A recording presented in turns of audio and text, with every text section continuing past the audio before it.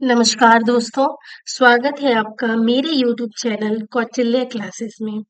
आशा करती हूँ आप सब स्वस्थ होंगे और मस्त होंगे। फ्रेंड्स, आज की हमारी इस वीडियो का टॉपिक होगा one word substitution. One word substitution की सीरीज में मेरा ये थर्ड वीडियो है। इससे पहले जो वीडियोस है मैं वन वर्ड सब्स्टिट्यूशन के ऊपर लेके आई हूँ। आप लोगों ने अगर नहीं देखा है तो आई विल रिक्वेस्ट यू कि आप लोग जाइए और उसको देखिए। देखिए, वन वर्ड सब्स्टिट्यूशन काफी इम्पोर्टेंट है एग्जाम पर्सपेक्टिव से, राइट। और हम कुछ इम्पोर्टेंट वन वर्ड्स देखेंगे जो हमारे एग्जाम्स में अक्सर पूछे जाते हैं और हमें क्या करते हैं, ट्रबल देते हैं, हमें परेशान करते हैं। तो हम आज उनका सोल्यूशन देखेंगे, ठीक है, उनको अच्छे से लर्न करेंगे। So let's start with first one, which is a large group of people. मतलब एक लार्ज ग्रुप, एक बड़ा सा ग्रुप पीपल का, या किसी भी पीपल ले लीजिए, या एनिमल्स या इंसेक्ट्स भी आप कह सकते हैं, जिसे हम हिंदी में बोलते हैं भीड़। ठीक है, आपने देखी होगी ना, भीड़ होती है या कहीं पर लोग इकट्ठा हो रखे होते हैं। तो उसको बेसिकली हम उसके लिए एक वर्ड जो यूज करते हैं वो क्या वर्ड यूज करेंगे। तो उसके लिए देखिए वर्ड होता है होरेज। क्या होता है? होरेज। ओके, तो इंग्लिश में we have a word, we say horde. तो आगे से आप जब भी आप भीड़ देखोगे तो आप क्या कहोगे? देयर आर होरेट, मतलब this is a horde basically, मतलब a group of people are standing there. For that you will use the word horrid. Okay, so yes, and अगर मैं इसको सेंटेंस में फ्रेम करूं तो देखिए इसका एक सेंटेंस हम बना सकते हैं इसमें, A horrid of mosquitoes invaded the camp। मतलब एक मॉस्किटोज की भीड़ ने, झुंड ने किसको इन्वेड किया? कैंप में हमला किया। तो इसी तरह आप दूसरे सेंटेंस फ्रेम कर सकते हैं, like a horrid of people invaded the party या कैंप, ऐसे करके। ठीक है, so yes, the word for भीड़ is horrid। Next is something that is extremely unpleasant. ऐसा कुछ जो कि अनप्लीजेंट हो, अच्छा ना हो। ठीक है, कह सकते हैं ऑफुल हो या फ्राइटनिंग हो। ठीक है, भयानक हो। तो उसके लिए we have a word horrendous। What we say horrendous। ठीक है, horrendous है, ये फ्राइटनिंग है या ऑफुल है। Okay, next we have one who loses tempo very soon. ऐसा व्यक्ति, ऐसा पर्सन जो जल्दी ही अपना टेम्पर, मतलब जिसको जल्दी गुस्सा आ जाता हो। तो फॉर दैट व्हाट वी से a word that is hot headed. मतलब वो कैसा है? वो गरम दिमाग का है, वो हॉट हेडेड है। ओके, सो उग्र स्वभाव का। देखा हुआ ना, पीपल होते हैं, कुछ लोग होते हैं जो जल्दी इरिटेट हो जाते हैं, टेम्पर अपना खो देते हैं। उनकी भी गलती नहीं है friends, because they are naturally वैसे होते हैं वो। उनकी उसमें आप जो हॉट हेडेड पीपल होते हैं ना, उग्र स्वभाव के, आप देखिएगा they are very soft from their heart. ठीक है, मगर उनकी, मैं कह सकती हूँ, उनकी कुछ परेशानियां लाइफ में होती होंगी ऐसी, या इतनी मुश्किलें मुश्किलें होती होंगी उनकी लाइफ में जिनकी वजह से उनको गुस्सा जल्दी आता होगा।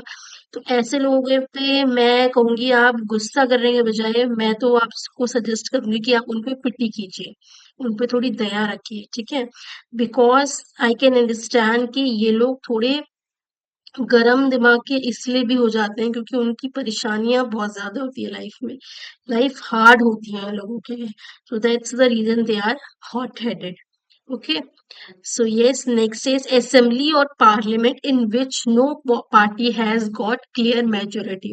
जैसे आप देखते हैं लोकसभा इलेक्शंस होते हैं, ठीक है, असेंबलीज होती हैं या पार्लियामेंट होती है, वहां पर अगर किसी पार्टी को क्लियर मेजोरिटी, एक पर्टिकुलर पार्टी पूरी मेजोरिटी पाके सीट्स नहीं गेन करती है, तो उसके लिए what what what word we use the word hung. ठीक है, लटका हुआ। मतलब मेजोरिटी अगर नहीं मिली है किसी पार्टी को, तो हम वर्ड करेंगे use hung party. Okay, and अगर इसकी देखिए मैं थोड़ी सी बात करूं, सेंटेंस फ्रेम करें इसके, तो हम कहेंगे no single political party wins a majority in the house of common. मतलब किसी सिंगल पार्टी पार्टी को मेजोरिटी नहीं मिली है हाउस ऑफ कॉमन्स में। और हाउस ऑफ कॉमन आप जानते हैं किसको बोलते हैं, लोकसभा को बोलते हैं। ठीक है, और इसका देखिए एग्जाम्पल दूं मैं तो फर्स्ट जो ये हंग पार्टी का एग्जाम्पल है ना, 1989 में ऐसा हुआ था। ओके, सो इन 1989 क्या हुआ था, हंग पार्टी जब ninth Lok Sabha election, general elections हो रहे थे, तब इस जो पार्टी है, उस वक्त जो पार्टी थी उनको मेजोरिटी नहीं मिली थी, तो उस वक्त क्या थी सरकार की हालत, हंग पार्टी थी। ठीक है, 1989। Okay, so yes, ninth Lok Sabha elections में ऐसा हुआ था। Next is annoyed and irritated and quick to take offense at petty things। मतलब कहते हैं ना झुंझलाया हुआ है ये, मतलब तुरंत annoyed हो जाना, परेशान हो जाना या गुस्सा आ जाना, इरिटेट हो जाना। ठीक है, और तुरंत छोटी छोटी चीजों पे वो ऑफेंसिव हो जाना, उग्र हो जाना। तो उसके लिए we have a word huffy, हम कहेंगे huffy. He is a huffy by nature. ठीक है, तो we can say Rahul is huffy by nature, मतलब झुंझुलाया हुआ है। ठीक है, तो हिंदी में आप देख लीजिए इसके लिए वर्ड है। तो yes, from now onwards what you will use the word, you will use the word huffy। Okay, what you will use the word, you will use the word huffy। so yes, next is, देखिए friends, आपको video अच्छी लग रही होगी, informative लग रही हो, तो please like the channel and subscribe it. Okay, and next we have to look at someone in an angry और थ्रेटनिंग वे, मतलब किसी को घूर के देखना या डराने की भावना से देखना।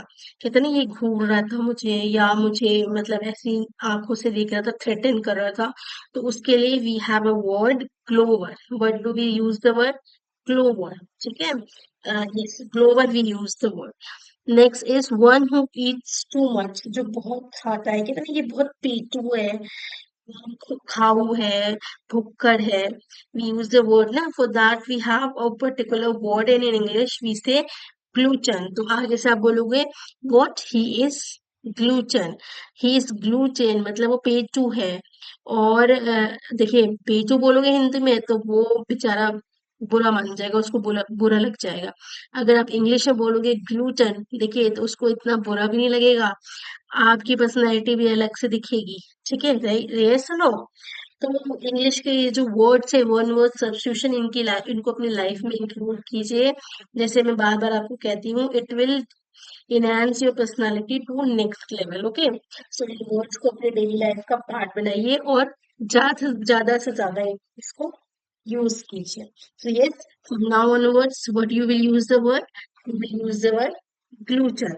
Okay, next we have writing or drawing script, scratch or sprayed it illegally on wall or other surface in a public place। ठीक है, देखिए पब्लिक, आप देखे हो ना दीवारों में, पब्लिक प्लेसेस में, या आप दीवारों में कोई थीम बेस्ड पेंटिंग, खासकर ये फॉरेन कल्चर में देखते हो आप लोग, फॉरेन कंट्रीज में, कि दीवारों में चित्रण किया जाता है बेसिक थीम पे, लाइक नॉन वायलेंस, और we can say child labour, या वुमेन राइट्स, ऐसे जो सोशल थीम्स होते हैं उनके बेस पे क्या होते हैं, जेंडर इक्वालिटी। तो ऐसे तो सब theme based, social theme based चीजें होती है, उस पे आप दीवारों में देखते होगे। इंडिया में भी होता है, बट इंडिया में अभी भी ये इलीगल है। ठीक है, देखिए ये जो वर्ड है ग्राफिटी। ठीक है, ग्राफिटी। ओके, ग्राफिटी बोलेंगे इसको। सो ये दीवार चित्रण बोलते हैं हिंदी में। और ये देखिए इंडिया में भी यूज होता है, फॉरेन में तो डेफिनेटली इसका कल्चर बहुत ज्यादा। आप देखेंगे पॉप सिंगर्स, आपने म्यूजिक वीडियोस में देखे होंगे कि अ, एक दीवार है उसमें काफी अच्छी चित्रण हो रखी है, तो सिंगर्स का वीडियो शूट हो रहा होता है वहां पर।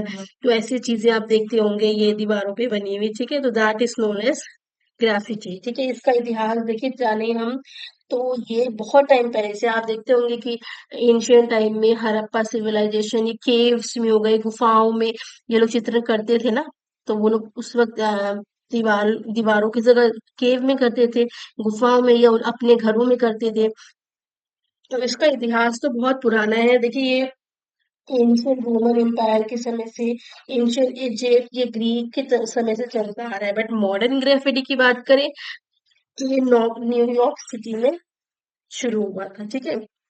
इंडिया में भी ये होता है, but we have to take, because it's illegal और आपको परमिशन लेनी पड़ती है इसके लिए, ठीक है। तो yes, that is known as graffiti. Next we have costing nothing, निःशुल्क जिसे हम बोलते हैं ना, कोई पैसे नहीं लगेंगे, कोई फीस नहीं लगेगी सर्विस या किसी भी चीज के लिए, यू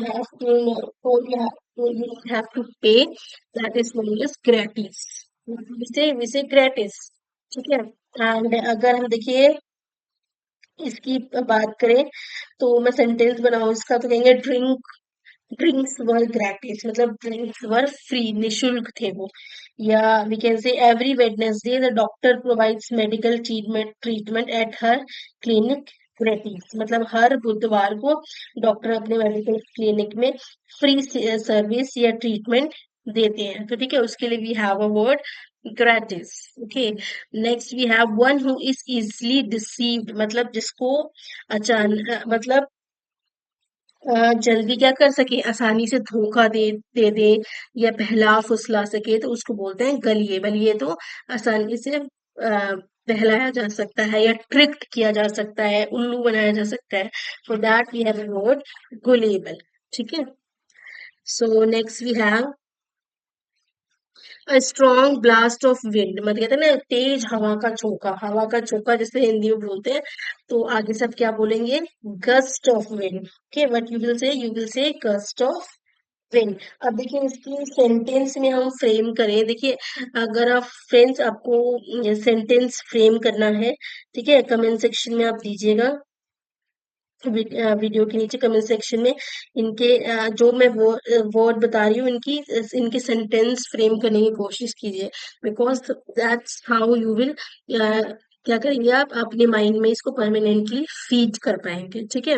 इनके सेंटेंस बनाने की कोशिश करिए, जैसे कि अगर मैं बोलूँ a sudden gust of wind near by blew the umbrella from my craft, मतलब एक तेज हवा का झोंका आया, और इसने क्या किया, मेरी जो अम्ब्रेला था उसको मेरी पकड़ से छुड़ा लिया, ठीक है। तो एक तेज हवा के झोंका ने मेरे अम्ब्रेले को उड़ा दिया, ऐसा हम कह सकते हैं, ऐसे सेंटेंस फ्रेम कर सकते हैं, ठीक है।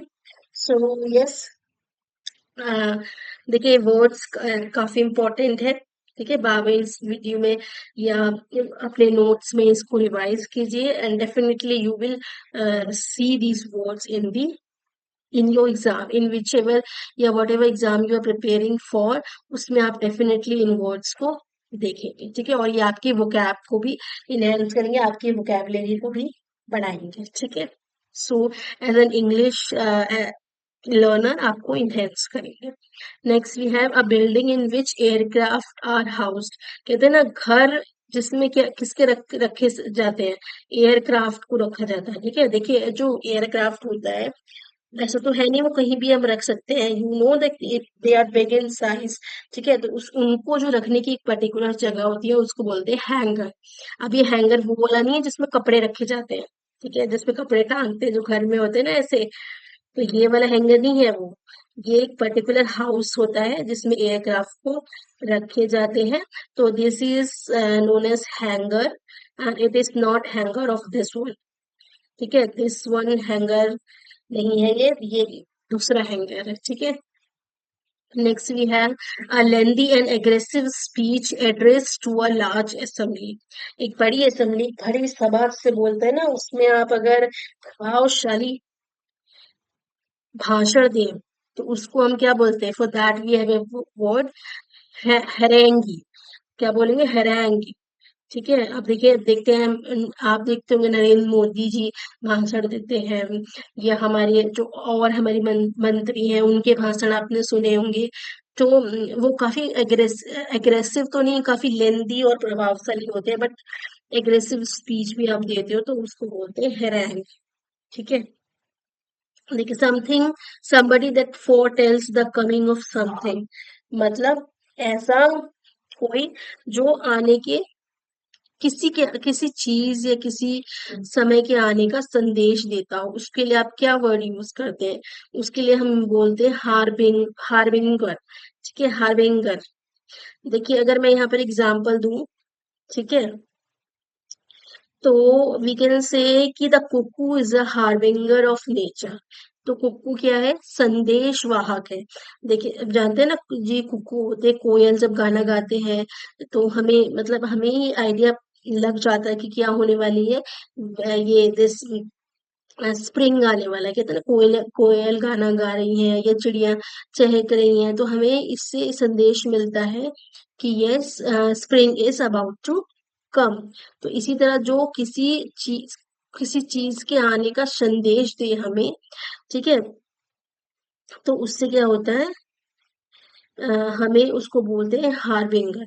ठीक है, तो the cuckoo is the harbinger of spring, मतलब कुकू स्प्रिंग के आने का संदेश वाहक है। Next we have actually distressing. Distressing देखिए क्या होता है, कंफ्यूज करना या कह रहे डिस्टर्ब करना। तो उसके लिए we have a word harrowing. क्या बोलते हैं? हैरोइंग। खौफनाक, जो आपको डिस्टर्ब करे, ठीक है, आपको परेशान कर दे, तो उसके लिए वी हैव अ वर्ड खौफनाक। Next, we have a transport vehicle for conveying the coffin at a funeral. तो जो funeral में आप ले जाने के लिए, किसको ले जाने के लिए, कॉफिन, जो लाश होती है या जो डेड बॉडी होती है, उसको ले जाने के लिए जो एक व्हीकल कह लीजिए आप, ट्रांसपोर्ट व्हीकल होता है, उसको क्या बोलते हैं? उसको बोलते हैं हेरेस। ठीक है, जिसमें आप शव को लेके जाते हो, तो उसको लोग शवयान, जिसे हम हिंदी में बोलते हैं, तो for that we use the word heiress. ठीक है, सो यस, देखिए फ्रेंड्स, ये जो वर्ड्स हैं आपको नए लग रहे होंगे डेफिनेटली, क्योंकि हम डेली लाइफ में इन वर्ड से परिचित नहीं होते हैं और अपने लाइफ में नहीं यूज करते हैं। तो these are all new words to all. मगर आप इनको अगर बार बार रिवाइज करेंगे, अपने लाइफ में यूज करेंगे या वीडियोस में देख के इसको लर्न करेंगे, तो आप लोग डेफिनेटली इनसे अवेयर हो जाएंगे और आप लोग को ये वर्ड्स नए नहीं लगेंगे। ठीक है, and you will find them interesting and easy. So next we have doing something awkwardly or in a clumsy manner। मतलब एक कहते हैं ना, गड़बड़ करना, फम्बल करना, मतलब not in a good manner. ऐसा काम आप करें तो उसके लिए we have a word fumbling. ठीक है, क्या कर रहा है? ये गड़बड़ कर रहा है, फम्बल कर रहा है। Next we have the main body of an aircraft. तो जो कहते हैं ना, अभी पीछे देखा था, जहाँ एयरक्राफ्ट रखते हैं उसको बोलते हैं, उसको क्या बोलते हैं?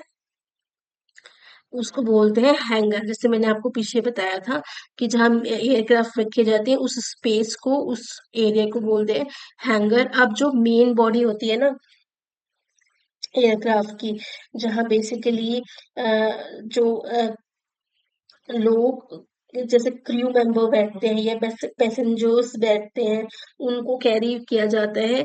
तो उस, जहाँ पे कहते हैं ना पैसेंजर्स बेसिकली बैठ के जाते हैं, जो यात्री बैठ के जाते हैं, उस एरिया को बोलते हैं फुसेलेज। ठीक है, हवाई जहाज का ढांचा, ठीक है, फुसेलेज बोलते हैं।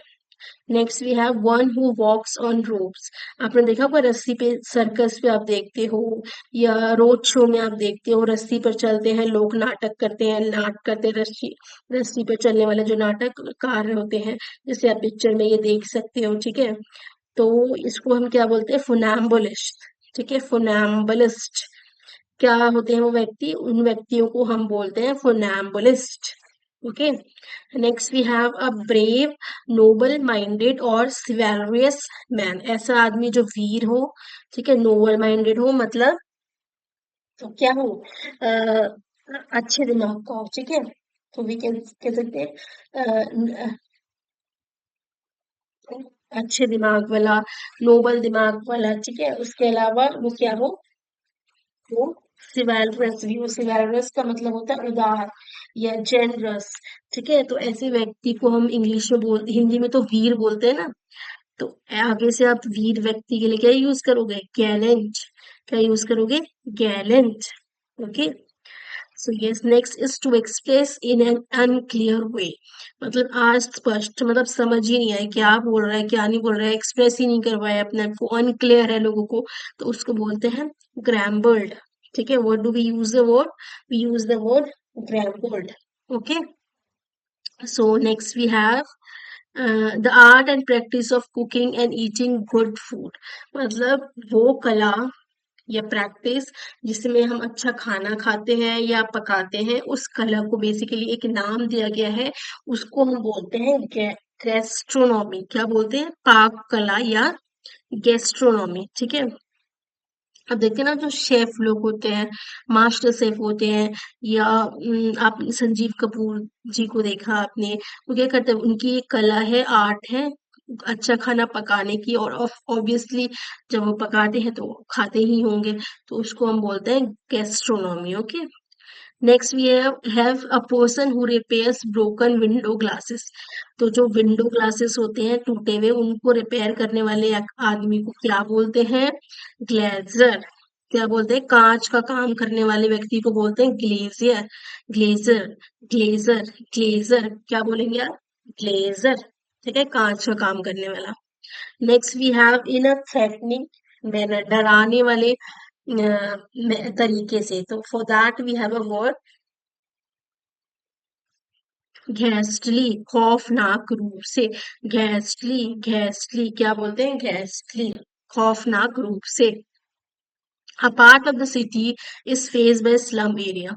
ऐसा पार्ट सिटी का जिसमें क्या हो? स्लम हो। ठीक है, वो स्लम एरिया होता है ना, जैसे मुंबई के स्लम हो गए।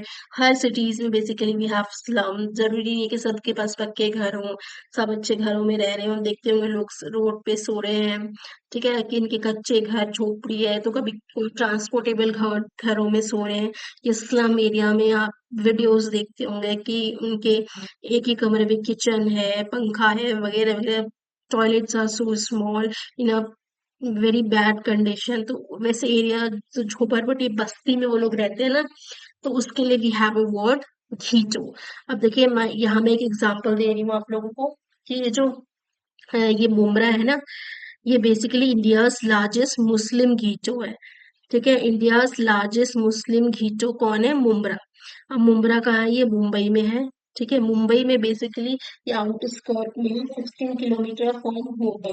ठीक है, और ये टाउन है कहाँ पर? थाने डिस्ट्रिक्ट में। मुंबई के जो थाने डिस्ट्रिक्ट है, वहां पर एक पर्टिकुलर एरिया है जिसमें Muslim population 80% around Muslim population है। लाइक 9 लाख करीब यहाँ पर पॉपुलेशन है, और 80% उसमें से मुस्लिम है। इसीलिए वो इंडिया का लार्जेस्ट मुस्लिम घीटो या बस्ती कहा जाता है। ठीक है, तो जैसे मैंने आपको बताया, ये मुंबई में ही है। मुंबई का एक ये टाउन है थाने डिस्ट्रिक्ट में। ठीक है, एक टाउन है थाने डिस्ट्रिक्ट में। ठीक है, 80% population are of Muslims. Okay. So yes, next we have inflammation of gums. मतलब कहते हैं ना, मसूड़ों में सूजन हो गई है, तो उसके लिए we have a word gingivitis. Gin gingivitis. ठीक है, gingivitis। ठीक है, so yes, next we have word a state govern by old people. ऐसा राज्य जहां पर वृद्ध शासन हो। कहते हैं ना, एज के अकॉर्डिंग जो सबसे बड़ा है, he will rule the state.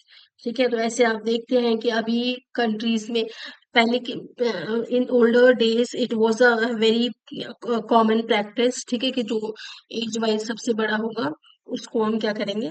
He will rule the state. But अभी ये कम है, बट फिर भी state countries like Saudi Arabia, आप देख लीजिए, ये मुस्लिम स्टेट्स हैं, या ठीक है, अरब, ये जो गल्फ स्टेट्स हैं, इसमें क्या होता है, अभी भी जब ये शेख होते हैं, ये जो रूल करते हैं, तो एज वाइज अपनी हेरिडिटी के अकॉर्डिंग फादर रूल कर रहा है, तो ये बेसिकली एज वाइज ही हो गया। ठीक है, मतलब जहाँ पर ओल्ड एज पीपल अपने एज के अकॉर्डिंग रूल करते हैं।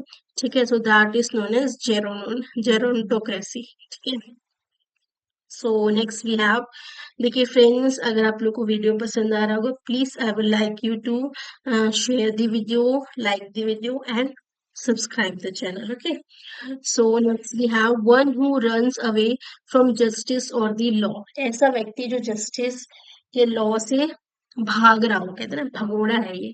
तो आगे से आप भगोड़े के लिए क्या वर्ड यूज करोगे? आप वर्ड यूज करोगे fugitive. You will use the word fugitive. He is fugitive. ठीक है, so next we have constitutional rights for cast vote. तो मतलब आपको पता ही है, मताधिकार, मतलब वोट देने के राइट को हम बोलते हैं फ्रेंचाइज। ठीक है, आप देख जाते हैं ना वोट देने, अभी आप हमारे इलेक्शंस हुए, लोकसभा इलेक्शंस हुए, ठीक है, 2024 में आप वोट कास्ट करने गए होंगे, जहां पर आप 18+ वाले वोट्स दे के आते हैं। ठीक है, सो यस, उसके लिए वी हैव वर्ड फ्रेंचाइज।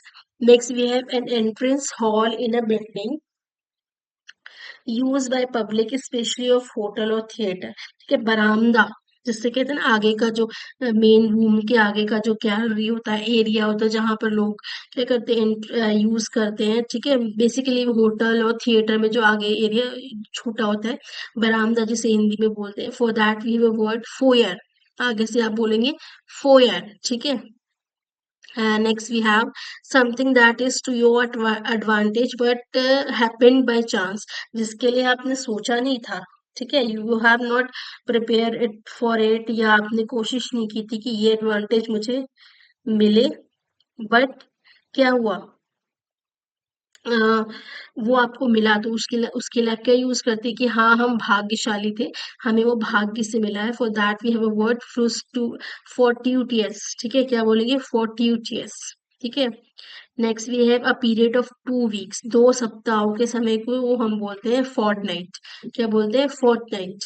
ठीक है, next we have falsification of documents, कितना जालसाजी की है, डॉक्यूमेंट फॉल्स डॉक्यूमेंट्स दिखाना। ठीक है, जो आपके रियल डॉक्यूमेंट्स ना हो उसको शो करना, उसके लिए बोलते हैं फॉगरी।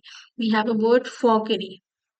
Next we have move ahead और फॉरवर्ड स्टेडली और ग्रेजुअली, लगातार आगे बढ़ते रहना। फॉरगे फॉरगी बोलते हैं, फॉरगी, लगातार आगे बढ़ते बढ़ते रहना, धीरे धीरे बढ़ते रहना।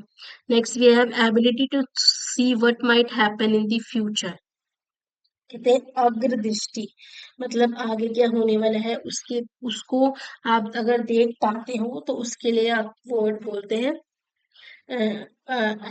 फॉरसाइट। क्या होगा, फॉरसाइट। ठीक है, जिसकी फ्यूचर प्रिडिक्ट करने की एबिलिटी हो, या आप कह लीजिए अनुमान लगा सकते हो जो फ्यूचर के, तो उसके लिए हम बोलते हैं फॉरसाइट। क्या वर्ड यूज करते हैं, फॉरसाइट। ओके, अब देखिए, इसके लिए हम सेंटेंस बनाए, हमें एक सेंटेंस इसके लिए फ्रेम करना हो तो हम क्या करें, हिंदी में तो देखिए फ्रेंड्स इसको दूर दृष्टिता बोलते हैं। ठीक है, बट अगर हम इसका एग्जाम्पल देखें, तो देखिए फ्रेंड्स, इसका एग्जाम्पल आप एक काम करिए, उम, आप इस फोसाइट का आप मुझे एक सेंटेंस बनाइए और कमेंट सेक्शन में लिखिए। ठीक है, सो दैट हमें आप प्रैक्टिस हो इसका। अगर मैं देखिए फ्रेंड्स एग्जांपल भी एक दूं, तो अगर एक एग्जांपल फ्रेम करो तो हम कह सकते हैं कि the country has forgotten the foresight of Gandhi. ठीक है, तो गांधी जी के जो फोरसाइट थे, जो दूरदर्शिता थी, वो कंट्री भूल चुकी है। ऐसे करके आप सेंटेंस फ्रेम कर सकते हैं। ठीक है, so next we have chief of a group of workman, मतलब कुछ वर्कमैन है, कुछ वर्क करने वाले लोग हैं, और उनके चीफ को हम क्या बोलते हैं, उसको बोलते हैं फोरमैन, अधिकर्मी। ठीक है, फोरमैन।